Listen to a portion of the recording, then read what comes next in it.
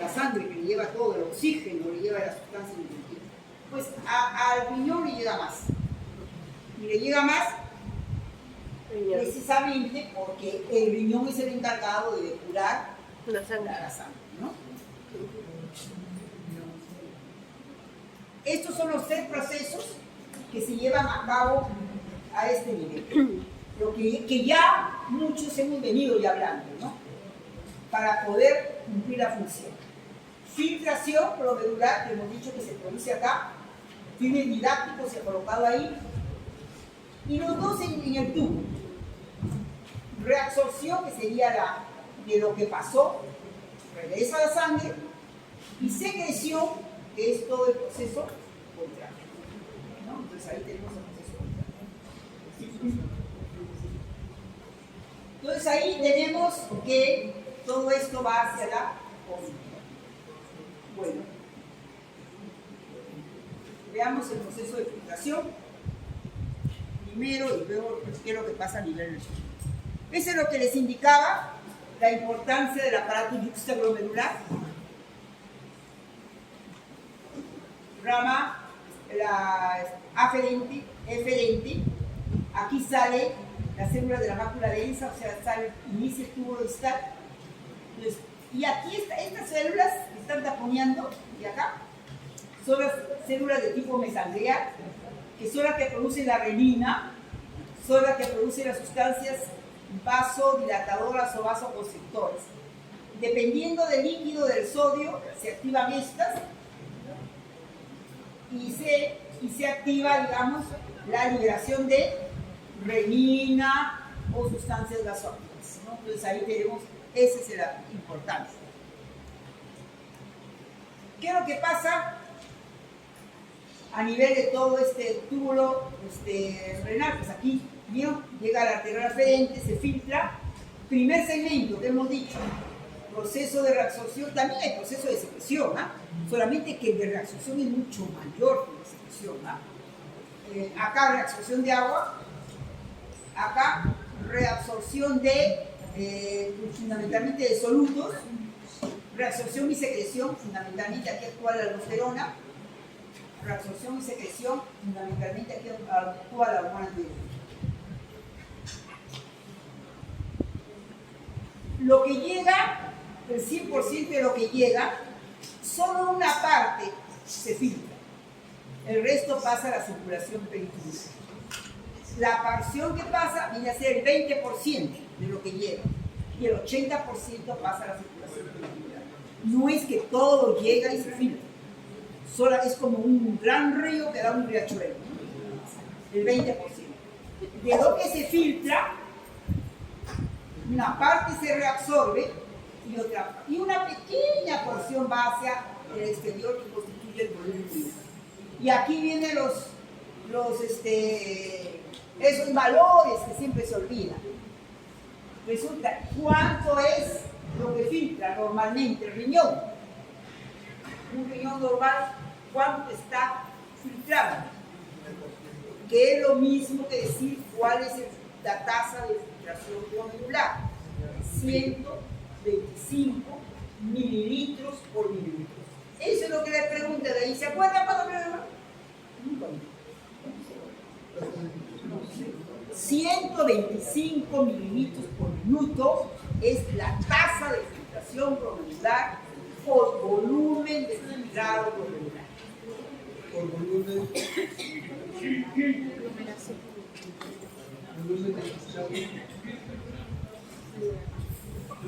Ese volumen de filtrado glomerular, o tasa de filtración glomerular, vemos que si lo multiplicamos, hemos dicho por minuto, por los minutos que tiene un día, ¿cuánto ha filtrado en un día? Alrededor de 180. Es una gran cantidad. Imagínense ustedes sus riñones todo el día trabajando, que todo el día han filtrado 180 litros, que no es la cantidad de plasma que no es medible. ¿Eso qué significa? Que está continuamente recirculando la sangre para ser analizada. Entonces, esto es lo que. Entonces, este 20% en un día significaría 180 litros. Ahora, no solamente el filtrado, de esos 180 litros, el riñón tiene que reabsorber prácticamente todo, agua y solutos. Lo que significa, miren cómo trabaja nuestro riñón, ¿no? O sea, de ese 20%, el 19%, prácticamente todo, o más del 19% lo reabsorbe. Y solamente una pequeña porción lo excreta como agua, que es menos del 1%. Si el 20% fue 180 litros, el 1% sería 1 litro 800. Y efectivamente, ¿cuál es el volumen que hemos dado la vez pasada como volumen promedio normal? 1,5 litros, o sea, 1.500, o sea, un poquito menos del 1%. Casi todo lo reabsorbe. Miren, por eso hay que cuidar ese riñoncito, ¿no? Porque tiene que reabsorber no solamente agua, sino todos los solutos, sodio, bicarbonato, glucosa, todo ahí, ¿no? Y cuando el pobre riñoncito deja de trabajar, pues entonces se desarregló todo, ¿no? Ahí. Entonces, ¿y cuál es lo que comúnmente nosotros, no, fuera de una dieta, así, de dieta sagrada, cuál es lo que más afecta a quienes van a terminar con un problema renal? El mal cuidado de la presión arterial, ¿no? Una hipertensión arterial mal cuidada, al final. ¿Por qué? Porque vamos a ver que está llegando más cantidad de sangre, va a tener que trabajar. Y vamos a ver el fenómeno de autorregulación. O también diabetes, o sea, una glucosa elevada, que va a tener que trabajar también con reabsorber toda la glucosa, porque normalmente no debe, entonces lo estamos poniendo a trabajos extremos, ¿no? ¿Qué vamos a hacer? ¿Ok? Bueno, entonces ahora sigamos con nuestra parte fisiológica. Ahora, hemos dicho el primer proceso, el proceso de filtración. Les he dicho que el proceso de filtración es igual, como ustedes saben, va a depender de que como un filtro pasa lo que pasa por los huequitos y no deja. Y que según eso, las proteínas de alto peso molecular no pasaban y pasaban en el plasma. Bueno, eso explica las sustancias que pasan. También hay otro proceso, otro problema que es la carga que tiene el filtro. En este caso, la membrana de la carga tiene una carga negativa, por lo tanto, sustancias con carga negativa van a ser rechazadas. Sustancias con carga positiva tienen más posibilidad de ser atraídas y de crecer. ¿No? Aparte de eso, tenemos otro problema, de que la cantidad que pasa, de 125 mililitros por minuto, que es la 180 en un lío, es una cantidad muy grande, comparada con el pasaje a través de otros membranas y todo el organismo. Entonces, que no se explica solamente por el proceso de filtración. No es como ustedes filtran y dejen ahí, más va a pasar un tiempo y va a filtrar. Entonces, eso induce a pensar que hay algo más que obliga al plasma a que atraviese. Y ese algo más significa que hay una fuerza, una presión que lo está empujando. Pues hay algo que viene al plasma en el vaso sanguíneo y lo hace que se pase más. Efectivamente, ahí hay una presión que se conoce con el nombre de presión neta de filtración, o sea, la presión de filtración. Y esta presión de filtración es el resultado de la suma algebraica, caramba, ya me metí en matemáticas, efectivamente, acá en fisiología, de física, química, matemáticas. Entonces, es la suma algebraica de las presiones que existen ahí. Ahí hay 3 presiones. Unas que son favorables, o sea, al proceso, o sea, que van a empujar en ese sentido del vaso sanguíneo hacia la cápsula de bomba, pero también hay presiones que le dicen no, que no pase. Entonces hay presiones positivas y presiones negativas. Entonces, ¿quién gana? Va a ganar la que tiene más fuerza, ¿no? Y si filtra, entendemos que la presión positiva es más que la suma de las presiones negativas. Entonces vamos a ver cuáles son esas presiones. Acá está. Acá hay 2 presiones que dice GC, capilar glomerular, que se dan acá, y hay una presión que se da acá, de la cápsula del bono. La presión está representada por vectores. Este vector, como vemos, la dirección hacia dónde va, y además el grosor que está indicando la magnitud de esa presión. Entonces aquí tenemos presión. La mayor presión es esta. Presión o que circula el líquido o que circula la sangre, mejor dicho, en el capilar glomerular. En este capilar pequeñito, es la presión también llamada presión del líquido, del agua, ¿no? Presión hídrica, o sea, de la parte de la sangre, la parte de la plasma, no porque circula. Qué lógico, esta presión va a depender, porque es presión de vasos, va a depender de la presión que uno pueda medir de la presión suelo. Porque uno entendería de que si a la persona sube, hay un aumento de presión, entendería que va a aumentar en todos los vasos, ¿no? Hasta en el vaso chiquito. Y si hay una caída de presión, va a disminuir también ahí. Entonces veamos eso. Después hay dos presiones. Una presión que se da en el mismo capilar y que es contraria. ¿A qué representa esta presión? Esta presión está representando, ¿sí?, a unas sustancias que no pasaron, ¿se acuerdan? La presión de las proteínas de alto peso molecular. Estas proteínas de alto peso molecular resulta que no llegaron a pasar y se quedaron en el vaso. Lo que pasaba es agua. Y si quitamos el agua, las proteínas no pasan, entonces se van concentrar y van a ejercer una presión acá. Otro recordar ustedes, fenómeno osmótico. ¿Qué dice el fenómeno osmótico? Que el agua va a través de una membrana, el agua va hacia el lado más concentrado. Entonces, si las proteínas se quedan acá y esto se concentra, quiere decir que en lugar de permitir que salga agua, lo que va a permitir es que lo que va a es jalar agua. Entonces, por eso es contraria al proceso de filtración. Y la otra presión es el líquido que está en la cápsula de Bose, porque cuando se produce el filtrado, esto no está vacío. Va a haber acá líquido. Y entonces esto va a determinar pues de que haya esta presión, digamos, negativa. Entonces al final tenemos una presión positiva y dos negativas. Si sumamos las dos negativas y le restamos a la positiva gana. Por eso es que sale el filtrado, presión neta de filtración. Y aquí tenemos la ecuación.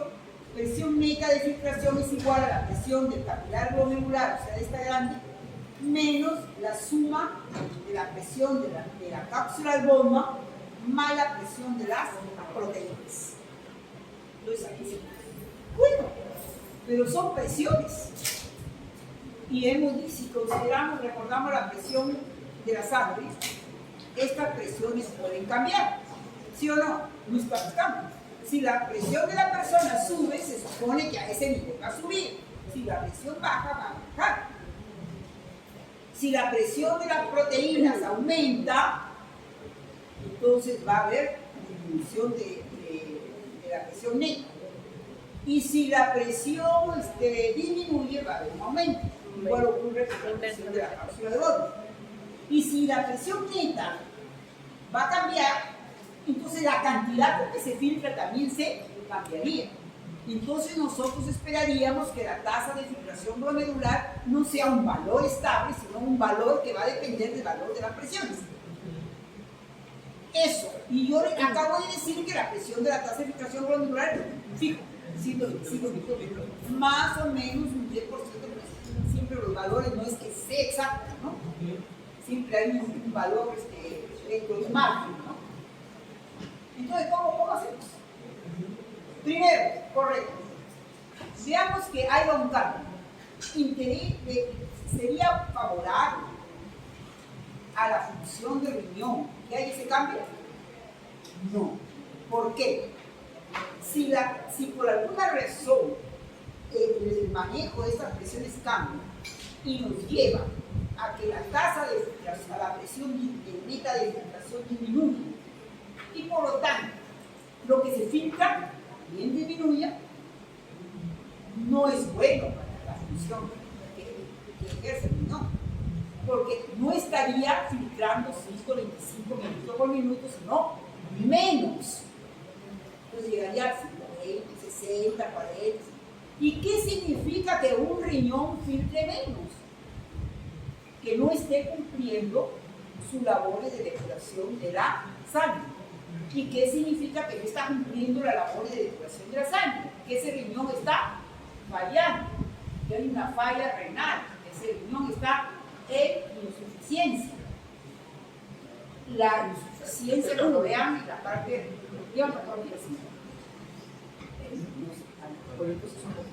cuando un riñón que está, digamos, que esté en insuficiencia, ¿cómo se mide la magnitud, por ejemplo, en insuficiencia crónica?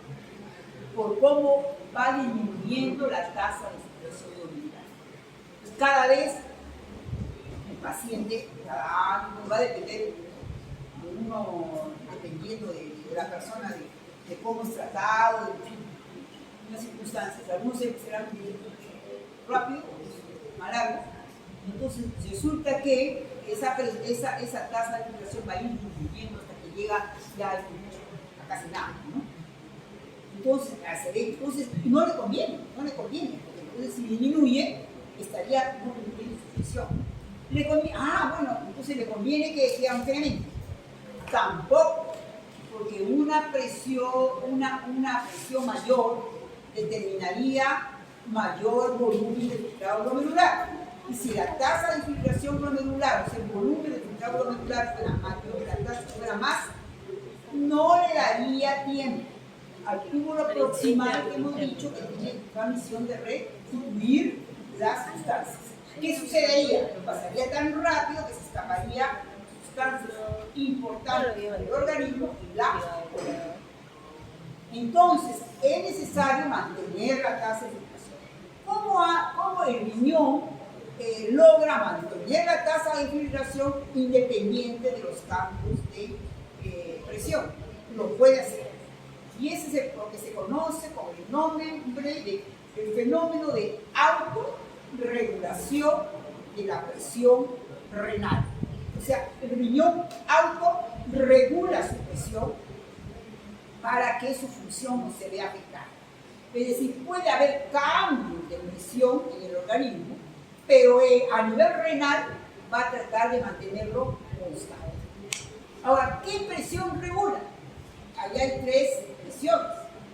La presión que va a regular es la presión de la sangre, o sea, la hidrostática. Las otras son difíciles. ¿Por qué? Porque también es la que más cambia. Si hay un momento de una emoción aquí, no sé, alguien, de repente un terremoto. Entonces, ¿qué sucede? Todo el mundo va a gritar, muchos, la presión se va a subir. O sea, pudiera ocurrir con algo muy grave. Entonces, quiere decir que nuestros niños filtrarían más. Entonces, esos son los cambios que se van a producir, claro, la persona sana, ¿no? Ante una emoción grave, ¿no? Pero lo que sí, estos cambios, si no se van a producir porque, salvo que sea patológico, ¿no? Por ejemplo, aquí tenemos que cuando se produce un aumento de concentración es difícil que la presión de las proteínas en una persona esté en un día medio bajando, a no ser que haya deshidratación. Si hay deshidratación, ahí sí, por disminución del agua se presenta, pero situación patológica. Y luego después acá la concentración de la cápsula de Bowman, cambios, difícil, pero en situación patológica sí puede ocurrir. ¿Cuándo podría ocurrir en situación patológica? Por ejemplo, en un estado en que hay una obstrucción de las vías urinarias. ¿Cuándo se obstruye la vía urinaria? Por ejemplo, cálculos renales, una litiasis. No permite, entonces, al acúmulo de la persona. O en situaciones en que hay un tumor, por ejemplo, la abdominal está presionando la vía. Hay una situación fisiológica en donde sí hay, que es el embarazo. Entonces, el embarazo puede hacer que el feto a veces no presiona la vía y va a causar, por eso a veces hay problemas urinarios, infecciones urinarias, a veces, porque ahí tenemos ese problema, ¿no? Pero normalmente no. Normalmente lo que va a estar cambiando es eso. Eso sí puede ser. Entonces, ¿cuál es la presión que debe regular el riñón? Que realmente es. Y no es donde va a ejercer la autorregulación. ¿Cómo lo hace? Lo hace muy sencillamente. ¿Qué tiempo tenemos? Ahora recién me acuerdo del tiempo. 3:42. Bolivia dando ya nuestra limita del otro. Entonces tenemos ahí, les decía, ¿cómo hace eso? ¿Cómo regula? Ya, si hay un aumento de presión sistémica, aumento a todo nivel, hasta en el vacío de la arteriola aferente, va a llegar más sangre. Y si llega más sangre, se va a filtrar más. Y no le interesa que filtre más. Entonces, ¿qué es lo que hace? Vasoconstricción de la arteriola aferente. Se la cierra para que llegue menos. Esa es una alternativa. La otra alternativa, deja que llegue sangre, pero produce vasodilatación de la eferente para que salga. Ese es si es mucho. Ahora, si hay poca, todo lo contrario. Si hay una baja de presión, producirá vasodilatación de la aferente o vasoconstricción de la eferente. Entonces ahí está también el mensaje que va a recibir a través de esas células de la mácula para poder liberar o no esas sustancias en caso de ya viste que hablo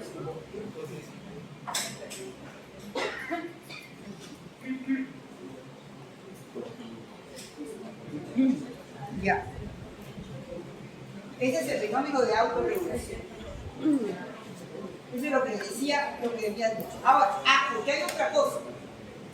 No quiere decir que el riñón le mandemos una subida de presión cualquiera o una bajada, ya no, y se la saltar la va a arreglar. Hay límites. Hay límites en donde se puede manejar. Y los límites son cuando la presión varía entre 80 a 180.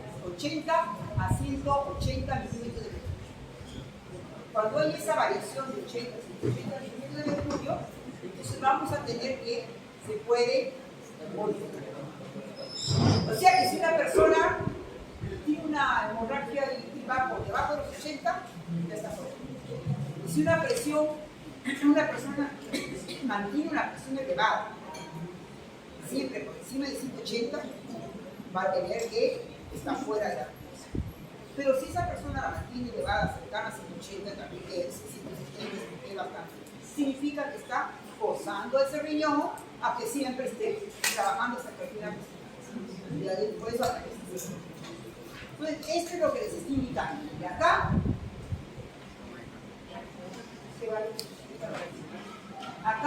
digamos, tenemos la presión arterial media renal desde 0 hasta 200.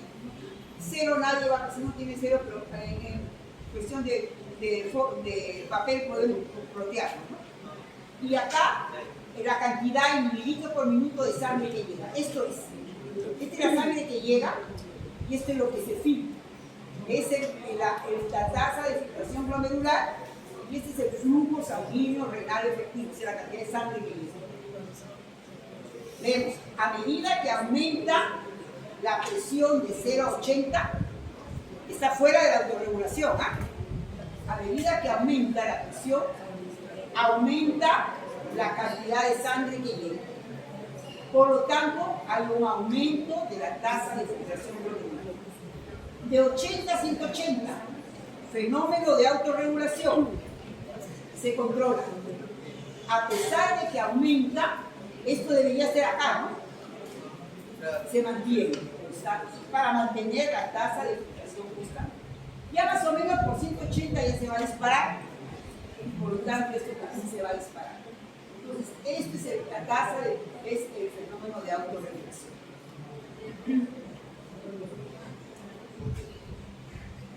Eso es lo que les indicaba, que ya les he dicho, ¿no? Graficado, si hay que disminuir, disminuye acá o aumenta. Y acá, si hay que incrementar, disminuye la diferencia.